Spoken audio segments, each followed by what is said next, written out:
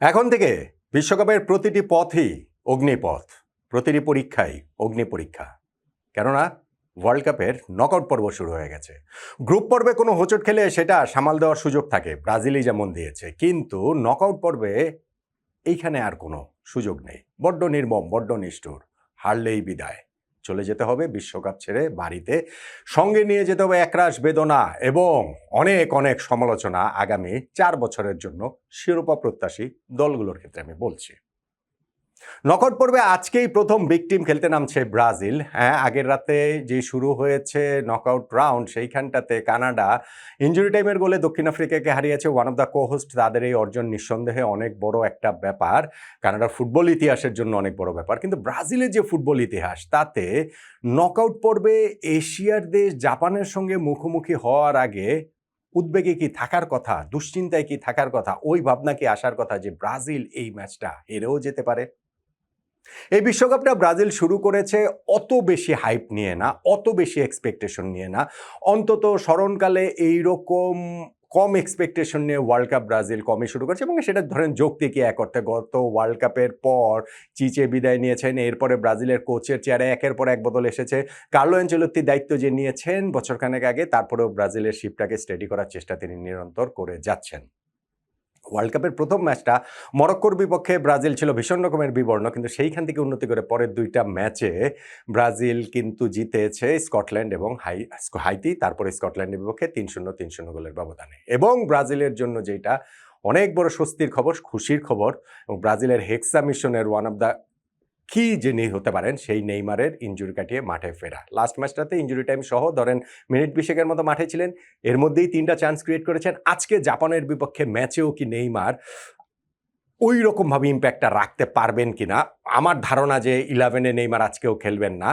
কিন্তু coach Carlo Ancelotti যেমন বলেছেন যে আগের ম্যাচের চেয়ে বেশি খেলার জন্য নেইমার প্রস্তুত, সেই বেশিটা আসলে কতক্ষণ, ব্রাজিলের সেই প্রয়োজনীয়তার জায়গায় বা কতটা পড়বে। ব্রাজিল ওই মরক্কোর সঙ্গে ম্যাচে ড্র করার পর কিন্তু রিকভার করে পরের দুইটা ম্যাচ জিতে গ্রুপ চ্যাম্পিয়ন হিসেবেই নকআউট পর্বে এসেছে। অন দ্য আদার হ্যান্ড জাপানের কথা যদি বলি, তাহলে তারা প্রথম ম্যাচ নেদারল্যান্ডসের সঙ্গে 2-2 গোলে ড্র করেছিল, পরে খেলায় তিউনিসিয়ার বিপক্ষে 4-0 গোলে জয়, এবার লাস্ট খেলাতে সুইডেনের সঙ্গে 1-1 গোলে ড্র, তারা গ্রুপ রানার্স আপ হিসেবে এসেছে।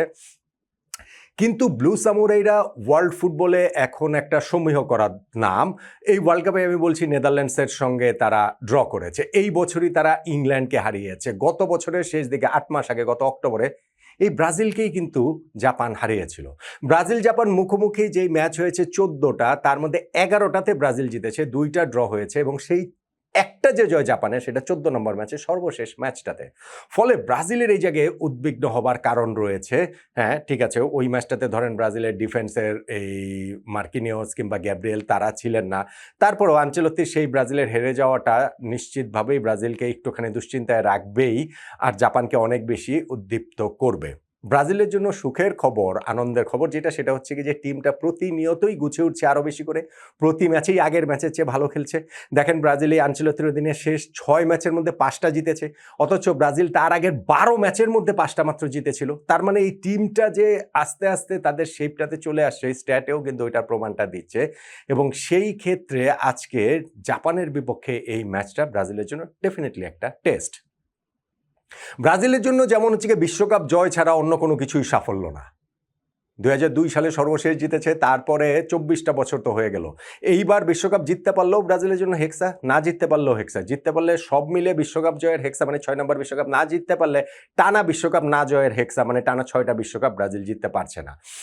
জাপানের জন্য কিন্তু বিষয়টা সেটা না, শিরোপাই তাদের শেষ কথা না, বরং তারা যদি নকআউট পর্বের প্রথম ম্যাচটা পেরিয়ে যেতে পারে, এবং প্রতিপক্ষ যখন ব্রাজিল, তখন তো এটার মাহাত্ম আরও অনেক বেশি। কেননা জাপানের ফুটবল ইতিহাসে এই ঘটনা ঘটেনি। তারা সেই 98 থেকে যে বিশ্বকাপে খেলছে, সেই 2002, 2010, 2018, 2022 প্রতিবার তারা নকআউটে গিয়েছে, এবং প্রতিবারই নকআউটের প্রথম ম্যাচটাতেই নকড আউট হয়ে গিয়েছে। এইবার কি ব্রাজিলের বিপক্ষে অন্য কিছু হবে কিনা? হ্যাঁ, জাপানের খেলা ব্রাজিলের জন্য অস্বস্তির কারণ হতে পারে, কারণ জাপান খুবই ফাস্ট পেস টিম। জাপানের ওইটা হচ্ছে গিয়ে দম নিয়ে প্রচণ্ড খেলে, 90 মিনিট একইভাবে তারা খেলে। ব্রাজিলের কোনো কোনো জায়গায় ধরেন মিডফিল্ডের কথা ধরেন, আমি ওইখানটাতে বলতে পারি যে কাসেমিরো রয়েছে, তিনি এই 34 বছর বয়সে এসে মিডফিল্ডের ওই জায়গাটা ব্রাজিলের এই পেসি টিমের এগেনস্টে কীভাবে সামলাবেন, সেটা একটা দুশ্চিন্তার বিষয় তো বটেই। তবে লাস্ট ম্যাচটাতে ব্রাজিল যেমন খেলেছে, বিশেষ বিশেষত লাস্ট ম্যাচ স্কটল্যান্ডের বিপক্ষে, সেই ব্রাজিলকে আসলে যদি দেখা যায় তাহলে আমার মনে হয় এই ম্যাচটাতে কোচ কার্লো আনচেলত্তি ওই ব্রাজিলকেই দেখতে চাইবেন। আমার মনে হয় না 11-এ এখানে কোনো চেঞ্জ হবে, স্পেশালি ম্যাথিয়াস কুনিয়া নাম্বার 9 পজিশনে খেলেও তিনি যেভাবে রোম করেছেন, একটা দুই রকম বিষয় রয়েছে। একটা হচ্ছে কি অ্যাটাকের ফোকাল পয়েন্ট থাকা, সেইটা আমি পার্সোনালি সবসময় মনে করি প্রয়োজন, কিন্তু ব্রাজিল আবার গত ম্যাচে দেখিয়েছে বা বিভিন্ন সময় দেখেন যে ফোকাল পয়েন্ট না থাকলেও প্রতিপক্ষ ডিফেন্সকে বিভ্রান্ত করা যায়। ম্যাথিয়াস কুনিয়া যেটা দেখাচ্ছেন, ভিনিসিয়াস জুনিয়র অবিশ্বাস্য ফর্মে রয়েছেন, ওয়ার্ল্ড কাপের 3টা ম্যাচে তিনি গোল করেছেন, লাস্ট ম্যাচে তো হ্যাটট্রিকই হয়েছিল, কেন বাতিল হয়ে গেছে ওই গোলটা, ওইটা বোধগম্য না। ম্যাথিয়াস কুনিয়া নাম্বার 9-এ এসেও প্রথম ম্যাচে 11-এ ছিলেন না, পরের 2টা ম্যাচে 3 গোল করেছেন। ব্রাজিলের যে সেন্ট্রাল ডিফেন্সে যে পেয়ার গ্যাব্রিয়েল এবং মার্কিনিওস, আমি মনে করি এই ওয়ার্ল্ড কাপের বেস্ট সেন্ট্রাল ডিফেন্ডিং পেয়ার হয়ে ওঠার সামর্থ্য তাদের রয়েছে।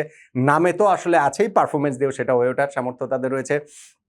ব্রুনো গিমেরেস ব্রাজিলের এই টিমটার খুবই খুবই গুরুত্বপূর্ণ খেলোয়াড় বলেই আমার কাছে মনে হয়। তো সব কিছু মিলে এবং হচ্ছে কি ভিনিতের কথা আমি বললাম, রায়ানের কথা, যিনি রাফিনিয়ার জায়গায় গত ম্যাচে খেলেছেন, হিউজ ইম্প্যাক্ট তিনি রেখেছেন। আজকের ম্যাচটাতেও তার কাছ থেকে ওইটাই আসলে ব্রাজিল প্রত্যাশা করবে। আর প্রত্যাশা থাকবে নেইমারের প্রতি।